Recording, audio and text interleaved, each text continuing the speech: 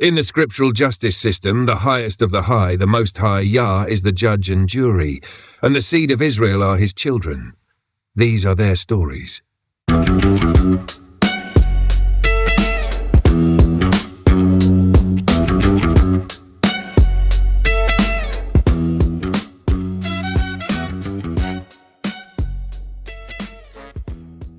Number 1. Noah's total lifespan. Genesis 9:8-29. Noah lived 350 years after the flood. Total lifespan equals 950 years. So, age at flood, 600 years lived after flood. 350, age at death, 950. Number 2. Noah's post-flood timeline. Let's anchor the post-flood timeline at year 0 equals the flood. Noah's age at flood, 600. Noah dies at flood plus 350 years. So Noah dies at age 950 and at year 350 after the flood. 3. Who Noah lived long enough to see after the flood.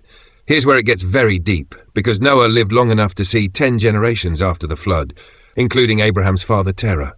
Let's run the overlaps. We already established Abraham born 292 years after the flood. Noah dies 350 years after the flood. So, open quote, Noah and Abraham overlapped for about 58 years, meaning Abraham was a grown man while Noah was still alive, close quote. Yes, Abraham and Noah lived at the same time. This is one of the biggest facts the churches never teach.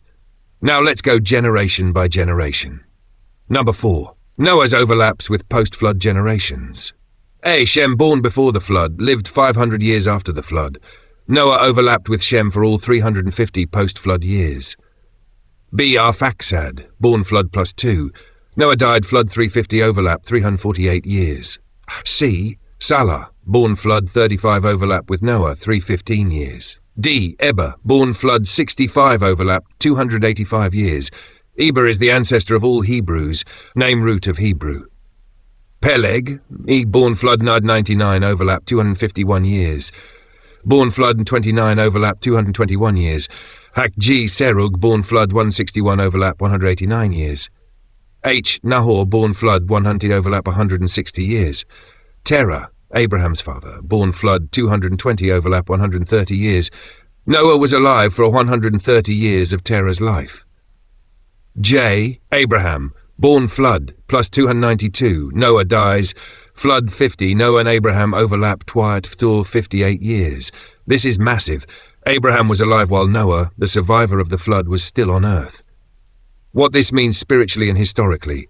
Noah lived long enough to tell firsthand the entire pre-flood world. He saw the world before corruption, the corruption of the giants, Nephilim, the building of the ark, the flood, the covenant, the new world after, the Tower of Babel, Nimrod, the early nations forming, the line of Shem developing, the beginning of Abraham's generation. Noah lived to see the entire early post-flood human story. Noah lived 58 years into Abraham's life. So Abraham could easily have received knowledge passed down directly from Noah through Shem. Noah, Shem, Eber, Terah, and Abraham were all alive at the same time. This explains why the knowledge of clean, unclean animals, circumcision, sacrificial patterns, pre-flood wisdom, calendars, genealogies, technology could survive intact.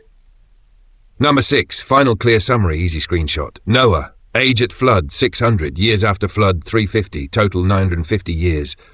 Who Noah lived to see. Shem, entire post-flood life. Arphaxad, 348 years. Salah, 315 years. Eber, 285 years. Peleg, 51 years. Reu, 221 years. Serug, 189 years. Nahor, 160 years. Terah, Abraham's father, 130 years. Abraham, 58 years. Noah lived long enough to span the pre-flood world to Abraham's adulthood. Only 600 years before Abraham was born, Noah had walked off the ark. I'm just flying high on my horse. I live by peace while you incite wars. I just mind my business, I just mind my business. While you just in your feelings, you just in your feelings.